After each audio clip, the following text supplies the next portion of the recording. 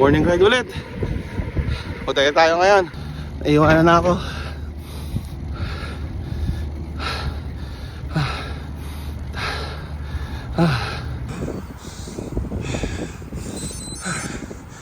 Taas ng heart rate.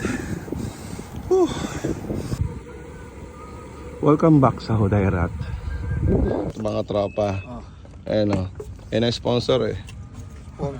Unang kilala ko to kay Clyde. Dahil nakawang 50 ka. Ayan. Sabitan mo.